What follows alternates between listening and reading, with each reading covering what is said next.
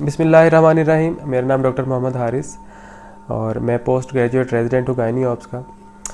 आज जो है मैं एक छोटा सा टॉपिक डिस्कस करना चाह रहा हूँ। आम ज़ुबान में उसको हम टांके कहते हैं और सर्जरी की ज़ुबान में सुचर्स कहते हैं। तो सुचर जो हैं जी, उनकी अगर हम हिस्ट्री देखें तो 3500 before the birth of Christ Egyptians ने जो है ना इसको यूज़ करना शुरू किया था। जो उनके ग्लैडिएटर्स होते थे, आफ्टर फाइट जब वूंड होता था तो उसको जो है ना वो सुचर करने के लिए कोई भी किसी भी किस्म का सुचर यूज़ करते थे। उसके बाद जो है ना 1896 के अंदर जोसेफ लिस्टर ने जब कंसेप्ट दिया एंटीसेप्टिक चीज़ों का, तो वहाँ से चीज़ें इम्प्रूव होना शुरू हुई। फिर विद डेवलपमेंट जो है ना सुचर्स आए। सबसे पहले जो है ना अभी तक यूज़ होता है जो सब मिकोजा ऑफ जो शीप है उससे जो है ना हमने एक सुचर डेवलप किया जिसको उस वक्त किट गट कहते थे और अब जो है उसको कैट गट कहते हैं। तो वो अभी तक यूज़ हो रहा है। तो किसी भी किस्म का कोई सुचर जो भी हम यूज़ करते हैं उसकी कुछ करैक्टरिस्टिक्स होती हैं, जिसमें 3 तरह की उसकी जो है ना करैक्टरिस्टिक्स हैं। सबसे पहली जो है ना वो फिज़िकल करैक्टरिस्टिक्स हैं, फिर उसकी हैंडलिंग करैक्टरिस्टिक्स हैं, उसके बाद जो है ना उसका टिश्यू रिएक्शन कैसा है। फिज़िकल करैक्टरिस्टिक्स के अगर हम जाते हैं तो उसके अंदर जो है ना उसकी फ़िज़िकल कॉन्फ़िगरेशन क्या है कि जो सुचर हम यूज़ कर रहे हैं वो बना किस चीज़ से हुआ है, कि वो सिंथेटिक है या जो है ना वो नेचुरल है। उसके बाद उसकी कैपिलैरिटी हम इस तरह डिफ़ाइन कर सकते हैं कि अगर हम उस सुचर को किसी फ्लूइड के अंदर या फ्लूइड उसका एक एंड जो हम किसी फ्लूइड के साथ टच करते हैं तो उसके दूसरे एंड तक फ्लूइड किस तरह मूव कर रहा है या कितनी देर में मूव कर रहा है, वो उसकी कैपिलैरिटी है। फिर अगर हम किसी सुचर को किसी लिक्विड में अगर हम डिप करते हैं तो वो उस फ्लूइड को किस तरह एब्जॉर्ब कर रहा है, तो ये उसकी जो है ना फ्लूइड एब्जॉर्प्शन एबिलिटी है। उसके बाद डायामीटर आ जाता है कि उस सुचर का डायामीटर क्या है। अच्छा, डायामीटर जो है ना सुचरिंग के अंदर जो इम्पोर्टेंट चीज़ है वो ये है कि नॉर्मली हम जो है ना किसी भी चीज़ का डायामीटर मिलीमीटर में ले रहे होते हैं। यहाँ पे जो है ना यूनाइटेड स्टेट्स की जो फार्माकोपिया इस तरह कुछ नाम है, उन्होंने एक स्टैंडर्ड डेवलप किया हुआ है कि जो ज़ीरो है वो एक हमारे पास बेसलाइन है। अगर हम उससे ऊपर जाते हैं तो डायामीटर बढ़ता जाता है और अगर हम ज़ीरो ऐड करते जाते हैं तो डायामीटर कम हो जाता है। जिस तरह हम डिमांड करते हैं जब स्टाफ से कि हमें कैटगट 1 दे दें, तो कैटगट 1 जो है ना उसका डायामीटर लेट्स सपोज 0.4 mm है। जो कैटगट 2 है उसका डायामीटर 0.6 mm है। इसी तरह अगर हम ज़ीरो ऐड करते जाते हैं कि जो है ना कैटगट 20 तो उसका डायामीटर 0.3 mm है। और अगर हम कैटगट 30 पे आ जाते हैं तो उसका डायमीटर उससे भी कम हो जाएगा। मतलब कि अगर हम ऊपर को मूव करते हैं तो डायमीटर बढ़ता जाएगा, नीचे को मूव करते हैं ज़ीरो ऐड करते हैं तो वो थ्रेड जो है ना वो फाइन होता जाएगा। उसके बाद इलास्टिसिटी कैसी है उसकी, कि कितना कोई भी जो सुचर है वो इलास्टिक कितना है, कितना उसको हम जो है ना वो खींच दें तो कितना लंबा या सुकड़ सकता है। प्लास्टिसिटी का मतलब ये है कि वो सुचर जो है ना कितना ईजीली हम उसको बेंड कर सकते हैं या उसको जो है ना उसकी शेप चेंज कर सकते हैं या अपनी नेचुरल शेप में वापस आ सकता है या नहीं आ सकता। फिर जो है मेमोरी आ जाती है कि किसी भी सुचर की मेमोरी कितनी है। अगर हम उसको बेंड करते हैं तो वो जो है ना अपनी उसी शेप में रह जाता है या वापस अपनी शेप में आ जाता है, उसकी मेमोरी है।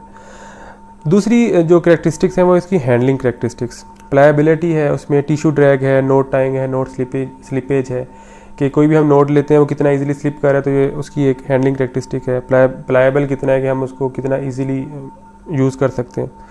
फिर तीसरी करैक्टरिस्टिक जो है ना किसी भी जो है सुचर की वो है उसकी टिश्यू रिएक्शन। सुचर्स को हम जो है ना 2 कैटेगरीज में डिवाइड करते हैं। उसमें कुछ जो है ना एब्जॉर्बेबल है, कुछ जो है ना नॉन एब्जॉर्बेबल है। एब्जॉर्बेबल वो हैं जिनको बॉडी जो है ना किसी भी प्रोसेस के साथ जिस तरह के जो है ना इन्फ्लेमेशन है उसके 3 स्टेप्स उसकी वजह से एब्जॉर्ब कर ले या हाइड्रोलाइसिस की वजह से। जिस तरह कैटगट जो है वो इन्फ्लेमेटरी प्रोसेस से लाइसोसोमल जो एंजाइम्स हैं उसकी वजह से एब्जॉर्ब होता है, और जो वाइक्रल है वो हाइड्रोलाइसिस की वजह से एब्जॉर्ब होता है। तो इस बेस के ऊपर हम जो है ना जो सुचर्स हैं उसको 2 कैटेगरीज में हमने डिवाइड कर लिया कि नॉन एब्जॉर्बेबल है और एब्जॉर्बेबल है। जो हमारे पास एब्जॉर्बेबल सुचर है उसके अंदर हमारे पास कैटगट आ जाता है, वाइक्रल आ जाता है, डेक्सोन है, उसके बाद पीडीएस है, मोनोक्रिल है। तो इनमें से जो हम यूज़ कर रहे होते हैं गायनी ओटी के अंदर उसमें हमारे पास कैटगट है और दूसरे नंबर पे वाइक्रल है। और जो नॉन एब्जॉर्बेबल सुचर है उसके अंदर हमारे पास सिल्क है, नायलॉन है, प्रोलीन है, डैक्रोन है, स्टील है। तो ये वाले जो स्विचर्स हैं उसमें हम जो ओटी के अंदर ज़्यादातर यूज़ कर रहे होते हैं वो है सिल्क और प्रोलीन। बाकी यूज़ होते हैं लेकिन इतने कॉमन नहीं है। अब 3 स्विचर जो ज़्यादा हम यूज़ कर रहे हैं उसमें कैटगट था, वाइक्रल था और प्रोलीन था। इसकी जो है ना हम थोड़ी सी डिटेल जो है ना ज़्यादा देख लेते हैं। कैटगट जो है वो वही सबमिकोजा ऑफ शीप, उससे हम जो है ना बनाते हैं इसको। इसके ऊपर फिर हम क्रोमियम की जो है ना कोटिंग करते हैं, जो इसको जो है ना एक तो इसका थोड़ी सी रिएक्शन को कम करता है, दूसरा जो है ना इसको थोड़ी स्ट्रेंथ भी देता है। ये वाला जो स्विचर है ये एब्जॉर्ब होता है लाइसोसोमल प्रोटियोलाइटिक एंजाइम्स की वजह से, और जो है ना इसकी जो बॉडी इसके खिलाफ जो रिएक्शन शुरू करती है, इसकी डिग्रेडेशन जो शुरू करती है वो 12 आवर्स के बाद शुरू हो जाती है और 3rd डे पे जाके उसकी पीक आती है। फिर ये जो है ना उसके बाद 2 to 3 वीक्स लेता है एब्जॉर्बशन के अंदर, जो ये है ना फुली तौर पे एब्जॉर्ब होना शुरू हो जाता है। तो 2 to 3 वीक्स से लेकर 12 वीक्स तक जो है ना ये एब्जॉर्ब होता है। उसके बाद हमारे पास जो दूसरे नंबर पे आया था वाइक्रल। वाइक्रल जो है ना वो एक सिंथेटिक मटेरियल से डेवलप किया गया है, उसमें लैक्टिक या ग्लाइकोलिक एसिड है। अब वाइक्रल की जो याद रखने की चीज़ है, एक तो ये ब्रेडेड स्विचर है, दूसरे नंबर पे इसका जो कलर है वो वाइट और पर्पल में आता है, और इसको जो है ना स्ट्रेंथ जो है वो कैटगट से थोड़ी ज़्यादा है, और विजाइनल लैसरेशन और एपिजोटमी के अंदर इसका जो है ना यूज़ बेहतर है और इसका रिस्पॉन्स जो है वो बेहतर है कैटगट से। और इसका जो एब्जॉर्प्शन टाइम है वो है 80 to 90 डेज़।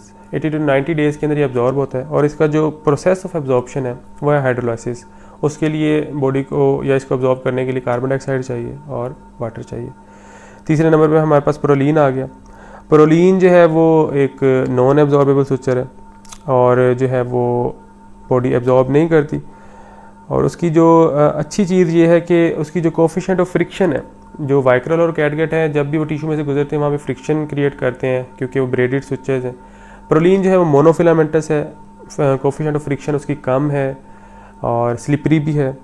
तो स्लिपरी होने की वजह से उसका एक नुकसान ये है कि उसकी नोट बिठाना एक थोड़ा डिफ़िकल्ट टास्क होता है, और उसकी प्लास्टिसिटी ज़्यादा है, जिस तरह उसको मोड़ दो थोड़ा वो अपनी मेमोरी भी रखता है।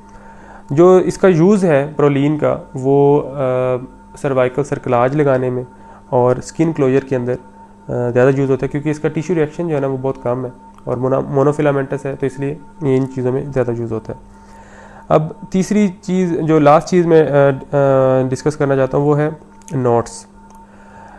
अब वो बुक ये लिखती है कि जो नोट्स जो है ना, अगर हम कैटगट के ऊपर देखें तो कैटगट की 3 नोट्स वो एनफ है। अब उसमें आप वो स्क्वायर नोट लगाएं या ग्रैनी नोट लगाएं, वो उससे फ़र्क नहीं पड़ता, लेकिन जो है ना 3 थ्रोज जो है ना जो हम लगाते हैं वो काफ़ी हैं कैटगट के लिए। दूसरे नंबर पे हमारे पास वाइक्रल है। वाइक्रल की जो है ना वो कहते हैं कि 5 नोट्स स्क्वायर नोट लगा लें या जो है ना दूसरी लगा लें, 5 नोट्स जो है ना वो काफ़ी हैं उसको स्ट्रेंथ देने के लिए नोट को। तीसरे नंबर पे हमारे पास प्रोलीन आ गया। प्रोलीन के वो कहते हैं कि जी 6 नोट्स जो है ना वो काफ़ी हैं उसको स्ट्रेंथ देने के लिए। फिर जो लास्ट चीज़ वो लिखता है वो ये लिखता है कि आप बिला वजह की जो अपनी सेटिस्फेक्शन के लिए नोट्स पे नोट्स लगाते रहते हैं उसका कोई फ़ायदा नहीं है। जो नोट का ईयर जो है अगर 3 mm से कम होगा तो वो उतना ही बेहतर है, अगर 3 mm से ज़्यादा होगा या 3 mm तक होगा तो उसमें क्या होता है कि आप सिर्फ जो है ना उसका ईयर क्रिएट करते हो नोट का, उसको बड़ा करते रहते हो, उसमें क्या है कि बैक्टीरिया आके इन्वेड ही करेंगे, इन्फेक्शन काज करेंगे, नथिंग एल्स। तो ये हमारा टॉपिक था आज का switchers. Thank you so much.